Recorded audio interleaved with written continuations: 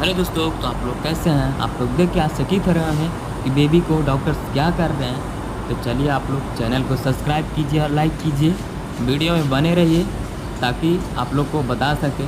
तो चलिए, doctor baby को वेंटिलेटर पे डाल रहे हैं। बेबी सीरियस है, एनआईसीयू में, इनको ऑक्सीजन की आवश्यकता है। तो इनके लेज़र लाइट से रेस्पिरेटरी सिस्टम में वेंटिलेटर को डालेंगे ताकि बेबी को अच्छी ऑक्सीजन मिले और बेबी जल्द से जल्द ठीक हो सके। वेंटिलेटर एक प्रकार के दोस्तों आर्टिफिशियल लंग्स का काम करता है और ऑक्सीजन देने का काम करता है, जिससे बॉडी में ब्लड प्रेशर सर्कुलेट होता है, O2 देता है और CO2 वापस निकालता है ताकि पेशेंट के बॉडी में मूवमेंट बने।